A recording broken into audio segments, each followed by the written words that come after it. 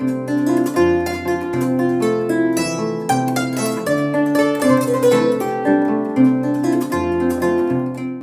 et messieurs, bonsoir. Merci de nous accueillir chez vous pour cette émission consacrée à la promotion de la qualité et des droits des consommateurs au Sénégal et dans l'espace UEMOA, une émission organisée par l'Association sénégalaise de normalisation qui dépend du ministère de l'Industrie et des Mines et qui est faite en partenariat avec l'UEMOA. Avec moi ce soir sur ce plateau pour animer cette émission, nous aurons le plaisir d'accueillir Monsieur le directeur général de l'ASN, Monsieur Barhama Sarr. Bonsoir, Monsieur Sarr. Bonsoir, madame. Merci de vous joindre à nous. À côté de lui, nous aurons Monsieur Mohamed Sissé, qui est le vice-président de l'ASCOSEN. Bonsoir, Monsieur Sissé. Bonsoir, madame. Alors, à ma gauche, j'ai le plaisir de recevoir Monsieur Aboubakri Baro, qui est le coordonnateur technique national du programme Système Qualité de l'Afrique de l'Ouest. Monsieur Baro, bonsoir et bienvenue. Bonsoir. Et tout juste à côté de Monsieur Baro, j'ai l'immense plaisir de recevoir le directeur du commerce intérieur, Monsieur Ousmane Mbaye. Bonsoir, Monsieur Mbaye, et bienvenue. Madame. Bonsoir. C'est lui qui va représenter le gouvernement ce soir dans cette émission. Alors, première question adressée au directeur général de l'ASN. Quel est aujourd'hui le rôle de la politique qualité nationale dans l'émergence économique du Sénégal, au moment où on parle beaucoup d'émergence économique dans notre pays? Quel sera le rôle de la qualité? Madame, la vision qui est déclinée dans le projet de document de politique nationale qualité, qui a été validé sur le plan technique, d'abord par un atelier national en mars 2016, et asseoir une infrastructure qualité de niveau international pour soutenir la compétitivité de l'économie sénégalaise et le développement durable à l'horizon 2035. La politique qualité nationale peut être considérée comme une mesure d'accompagnement pour la mise en œuvre du plan Sénégal émergent. On ne peut pas aujourd'hui mener des politiques publiques sans se référer aux normes. Les normes touchent tous les secteurs d'activité, l'industrie, le commerce, l'énergie, le transport, les mines. Donc tous les secteurs sont concernés. Donc toutes les politiques publiques peuvent utiliser les normes comme outils pour la mise en œuvre, une bonne mise en œuvre de cette politique. Et aujourd'hui, est-ce que cette norme qualité est à la disposition, par exemple, des entreprises dans ce programme de plan Sénégal émergent? Oui, c'est les normes qui existent dans le domaine de la qualité et aussi bien les normes de produits, hein, parce que les normes, elles peuvent être des spécifications de produits, elles peuvent être des codes de bonne pratique, elles peuvent être des lignes directrices, des méthodes d'essai et d'analyse, des normes de terminologie pour la communication. Et donc toutes ces normes-là sont vulgarisées par l'ASN à travers un catalogue des normes nationales. Également, on dispose des normes internationales qui sont utilisées comme base même pour l'élaboration de ces normes nationales. Donc on met à la disposition des acteurs économiques ces normes pour la mise en œuvre de leur politique. C'est bon à savoir. Alors, Monsieur Aboubakri Baro, aujourd'hui, qu'est-ce qui justifie la politique qualité de la CEDEAO? Comment est-ce que cette politique qualité peut contribuer au développement de la compétitivité des entreprises, comme le dit si bien Monsieur le directeur Barhama Sarr? Merci bien, Madame. Vous nous permettez d'abord de rappeler que la définition de cette politique entre dans le cadre de la mise en œuvre du programme Système Qualité Afrique de l'Ouest, qui fait suite à la politique, au programme qualité de l'UEMOA d'abord, qui a été défini depuis 2001 jusqu'à 2005, et ensuite une deuxième phase de 2007 à 2012. Donc le constat était qu'au niveau communautaire, il n'y avait pas encore une définition d'une politique communautaire qui devrait être l'ancrage par rapport aux deux composantes de cette politique-là, à savoir l'infrastructure qualité, d'une part, et la réglementation technique, d'autre part. Et sans cette infrastructure qualité, on ne peut pas asseoir une compétitivité des entreprises. Et il faut comprendre, on le rappelle encore, que cette infrastructure qualité, c'est tout ce qui porte sur les volets de la normalisation, parce qu'il faut des normes pour faire de la qualité, également sur l'évaluation de la conformité, donc des laboratoires qui doivent avoir une compétence technique pour pouvoir prouver la conformité des analyses et des essais, à côté des organismes d'inspection et des organismes de certification. Donc ça, c'est les organes d'évaluation de la conformité qui doivent faire reconnaître leurs compétences techniques à travers l'accréditation. À côté de cela, il faut également un système métrologique, les mesures fiables et raccordées au système international d'unité. tout cela doit être bien défini, coordonné. Et donc, au cours de cette troisième phase du programme, il a été demandé à ce qu'on puisse élaborer d'abord cette politique régionale, qui est la politique CEDEAO de la qualité, et qui devrait servir de cadre de référence pour les différents États. Parce qu'à l'étude, on a vu qu'il y a au moins 10 États qui ne disposaient pas encore de politique qualité, dont le Sénégal naturellement. Et donc, l'intérêt de cette politique, c'est d'avoir un cadre pour ancrage les structures régionales de la qualité d'une part, et pouvoir maintenant bâtir des structures régionales de la qualité en termes d'infrastructures d'autre part. Et justement, quelle sera la relation entre cette politique qualité au sein de la CEDEAO et les structures régionales de qualité mises en place par l'UEMOA, au sein de l'UEMOA? Merci bien, parce que là, au cours des phases précédentes, surtout la première phase, des structures régionales de la qualité ont été mises en place et consacrées par un règlement portant schéma d'harmonisation, même de la normalisation, de la certification et de l'accréditation. Mais c'était l'aspect opérationnalisation qui se posait un petit peu, surtout sur un volet assez sensible, qui est l'accréditation. Donc au niveau de l'accréditation, il faut retenir qu'au niveau de l'espace UEMOA, on a retenu une structure régionale, à la différence de ce qui se fait dans le monde entier, où chaque État dispose d'un organisme d'accréditation. Donc ça, on l'a mis en place depuis 2001. Ensuite, il y avait un problème de texte pour son statut. Et c'est aujourd'hui consacré à la suite d'une assemblée générale constitutive qui a été tenue à Abidjan, où on a carrément maintenant l'opérationnalisation du système ouest-africain d'accréditation qui va être mise en œuvre et qui est un des volets par rapport à cette infrastructure régionale de la qualité. Donc à côté des aspects de normalisation où déjà il y a norme cercle au niveau de l'UEMOA et au niveau de la CEDEAO, il y a ECOCHAM pour harmoniser et fédérer nos normes au niveau régional. Et à côté de cela maintenant, on peut encadrer l'évaluation de la conformité, sans quoi on ne pourra pas assurer la conformité de nos produits et les aligner aux exigences du marché mondial. Au sein de l'espace. D'accord, merci M. Barreau. Je reviens à M. Sarr justement, et très rapidement. Aujourd'hui, quel est l'intérêt d'arrimer cette politique nationale qualité à celle de la CEDEAO? Enfin, c'est pour seulement avoir une cohérence d'ensemble en la matière. C'est un espace ouvert, donc il faut parler le même langage. Et également, donc, faciliter l'intégration économique. On ne peut pas avoir des organismes régionaux de normalisation, d'évaluation de la conformité et d'accréditation, tout un système, sans qu'au niveau national, l'infrastructure nationale qualité ne suit. Donc c'est pour assurer cette cohérence qu'il faut arrimer la politique nationale qualité à la politique qualité CEDEAO. Donc c'est le cas déjà avec des travaux de normalisation, parce que vous voyez, l'ASN assure le secrétariat d'un comité régional de normalisation, donc pour les produits alimentaires au niveau de l'UEMOA. Au niveau de la CEDEAO également, on se répartit les secrétaires techniques des comités de normalisation. Pour le projet de certification communautaire avec la marque UEMOA ou la marque CEDEAO qui est en chantier également, ce sont les organismes nationaux de certification qui vont instruire le dossier de certification pour la marque régionale. Donc il faut une politique cohérente entre la politique qualité nationale et la politique qualité CEDEAO.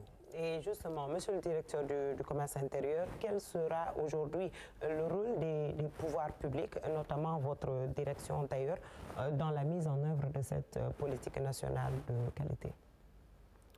Oui, les pouvoirs publics ont un rôle important à jouer. Je pense que leur place est centrale dans le dispositif. M. Barreau parlait tantôt de l'infrastructure qualité. Et dans cette infrastructure qualité, les organismes d'inspection ont un rôle important à jouer. La direction du commerce intérieur se trouve être un organisme d'inspection, au même titre que d'autres, notamment la DPV, la DITP, la DPV, autant d'organismes d'inspection qui interviennent pour faire de sorte que l'évaluation de la conformité qui permet de garantir la conformité des produits et des services soit vraiment de mise. Et de ce point de vue, tous les services d'inspection travaillent en parfaite collaboration aujourd'hui. Nous ne pouvons pas faire de l'évaluation de la conformité sans un plateau technique. C'est ce qui explique un peu les relations que nous avons avec les laboratoires d'essai. La direction du commerce intérieur abrite le laboratoire national d'analyse et de contrôle, qui est l'organisme officiel, le laboratoire officiel du pays pour ce qui concerne le contrôle des produits alimentaires. Nous travaillons aussi avec d'autres laboratoires privés pour faire de sorte que les produits qui entrent au Sénégal et même ceux qui sont fabriqués et destinés à l'export et qui doivent faire l'objet d'une évaluation de la conformité le soient comme il le faut, en se basant sur les normes, d'abord nationales, communautaires, nous y travaillons, et en l'absence des normes nationales ou communautaires, nous nous basons sur les normes internationales. Donc, pour rappeler qu'en fait, les organismes d'inspection ont un rôle important à jouer dans la mise en œuvre de cette politique qualité, autant au niveau national que sous-régional. Sous-régional. Et aujourd'hui, l'Association sénégalaise de normalisation, quel sera son rôle avant qu'on en arrive aux consommateurs qui sont les principaux concernés? L'ASN continuera toujours à assumer son rôle de coordination des activités de normalisation nationale et régionale. Également à travers la formation et l'organisation de prix qualité, pour la promotion aussi de la qualité, qui est un élément aussi de la politique qualité régionale, également un élément de motivation, parce qu'il faut développer la culture de la qualité. Donc l'ASN va également appuyer, comme elle le fait déjà avec la direction du commerce intérieur, les pouvoirs publics à élaborer la réglementation technique qui se base sur les normes nationales ou internationales. Également aussi pour le développement de la métrologie. Également aussi il y a des normes dans le domaine de la métrologie. Donc pour développer toute cette infrastructure-là, l'ASN va aider les pouvoirs publics aussi à l'élaboration de toute la réglementation nécessaire.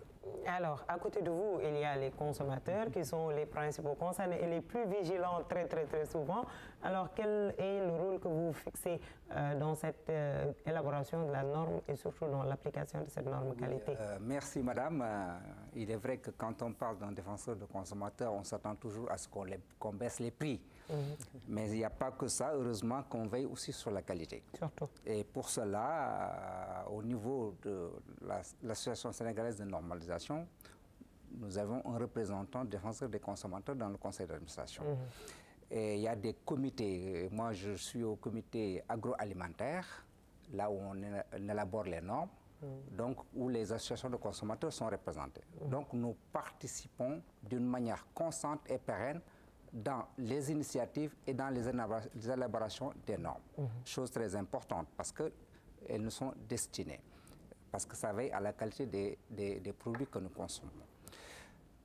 Vous savez, la norme, elle est volontaire, elle est d'application volontaire. Ça veut dire qu'on peut la prendre, on peut ne pas la prendre, mais on a des avantages à ce que l'industriel ait à prendre des normes parce que les consommateurs se réfèrent à ces normes-là quand ils voient le produit.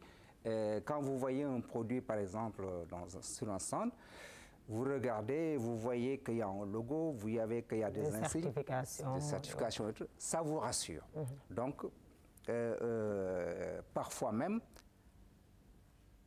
elle est d'application obligatoire. Donc, les associations de consommateurs doivent veiller à ce que l'application soit la plus stricte possible. Je donne un exemple. Pour les huiles que nous consommons ici au Sénégal, l'application est obligatoire. Pour le sel iodé, la même chose. Pour la farine de blé tendre, la même chose. D'ailleurs, nous avons fait une campagne à travers le Sénégal avec l'aide du COSFAM, Comité sénégalais de fortification des aliments à micronutriments, des aliments enrichis, donc qui rendent obligatoire l'enrichissement, qui permet aux consommateurs quand même de veiller à leur santé en consommant ces produits-là. Donc, nous faisons une large diffusion aussi du système. Vous êtes dans la sensibilisation. Dans la sensibilisation, chose importante, à travers les médias, c'est possible, à travers aussi les online, parce que les NTIC, c'est quelque chose, les réseaux sociaux, c'est quelque chose de très important et ça peut toucher un large public. Donc, sensibilisation, information, éducation, parce que ça participe vraiment à la santé du consommateur. Et vous êtes très regardant par rapport à tout ce qu'on fait aujourd'hui? Le directeur du commerce intérieur peut l'attester, parce qu'à chaque fois que de besoin, je l'appelle pour lui dire, par exemple, que j'ai vu une huile qui n'a pas le logo apparent. Donc, nous veillons à ce que le logo soit apparent. Et ceci est très important. Donc nous jouons notre rôle pour que ces produits-là répondent aux normes auxquelles nous participons. Ok. Voilà, monsieur le directeur, il n'y a pas que la direction du commerce comme structure d'inspection. Aujourd'hui, cette politique pourra-t-elle faciliter la coordination de vos activités avec ces autres structures d'inspection? Oui, en effet, cette politique, on peut définir les orientations à prendre parce que nous sommes un certain nombre d'acteurs qui interviennent et sans cette coordination, je pense que l'efficacité ne peut pas être garantie en amont. Alors, ce qui fait qu'aujourd'hui, tous les services d'inspection travaillent en parfaite intelligence, en parfaite synergie, chacun aussi respectant ses prérogatives, n'est-ce pas, réglementaires. Mais cette collaboration ne se limite pas tout simplement au niveau des services d'inspection. Ça va même au-delà. Déjà, dans l'élaboration des normes, les services d'inspection expriment leurs besoins de normalisation à l'Association sénégalaise de normalisation. Je rappelle par exemple pour le cas des bouillons, ça a fait beaucoup de bruit ces dernières années. Il y a un besoin qui est là, n'est-ce pas, en termes de normalisation des bouillons. L'expression a été faite et l'Association sénégalaise de normalisation a déjà élaboré une norme et l'étape supérieure, comme le rappelait M. Cissé, est d'en faire un règlement technique. Nous avons déjà élaboré le projet de règlement technique pour faire de sorte que cette norme qui est aujourd'hui nationale sur les bouillons puisse être respectée par tous les fabricants de bouillons et c'est cela qui va garantir aux consommateurs des bouillons de qualité. Parce que les gens sont souvent inquiets par rapport à ce qu'ils consomment. Est-ce qu'ils sont suffisamment assurés de ces produits? Alors, ça ne se limite pas aux organismes de normalisation, mais les associations de consommateurs également assurent un rôle de veille. Il ne se passe pas une semaine sans que je ne sois saisi par les associations de consommateurs sur des réclamations qui peuvent provenir d'elles-mêmes ou bien qui peuvent provenir de n'importe quel consommateur qui peut les saisir. Et de ce point de vue-là aussi, le travail nécessaire est fait pour, si c'est des droits qui sont lésés de façon anormale, que ces droits-là soient rétablis. Si c'est des non-conformités qui sont constatées aussi, que les actions qui sont prévues par la réglementation soient faites. Et de ce point de vue-là, jusqu'ici, ça se passe très bien. Ça se passe très bien. Donc, les consommateurs peut-être ont de quoi être satisfaits. Quels sont les avantages que les consommateurs peuvent tirer de cette politique qualité? Vous savez, la politique qualité vise dans un premier temps à sécuriser le consommateur, à veiller à sa santé. Parce qu'un produit qui est impropre à la consommation et qui ne répond pas aux normes, une fois que vous l'avez dans le ventre, vous courez des risques. Donc, garantie au niveau de la santé, garantie au niveau de son pouvoir d'achat, parce que 1 kg, c'est 1 kg. Là, la méthodologie est nette. On n'est pas lésé.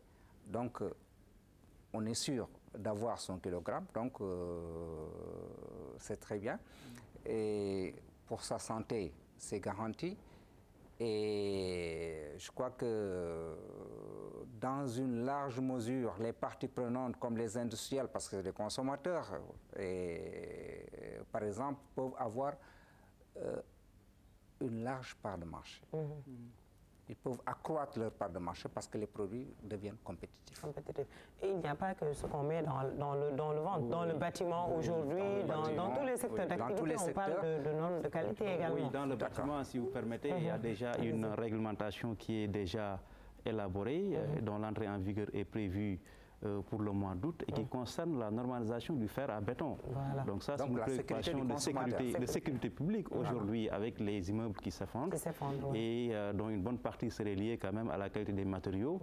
Donc là, une réglementation a été déjà élaborée pour vous dire qu'en fait, pour confirmer le fait qu'en fait la normalisation ne se limite pas uniquement, n'est-ce pas, aux produits aux denrées alimentaires, mais ça va très au-delà.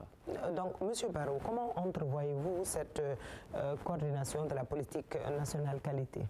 Merci, madame. Je pense que...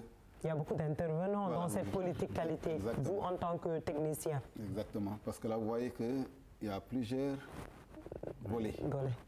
Et ces volets sont gérés diversement par plusieurs ministères.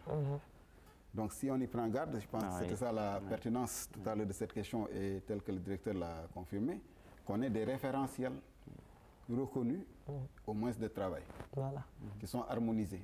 Par exemple, dans le cadre des inspections, au niveau, par exemple, des documents d'inspection aux frontières, on a eu à organiser un atelier sous-régional, mais le constat a été que déjà, à chaque organisme son document. Oui.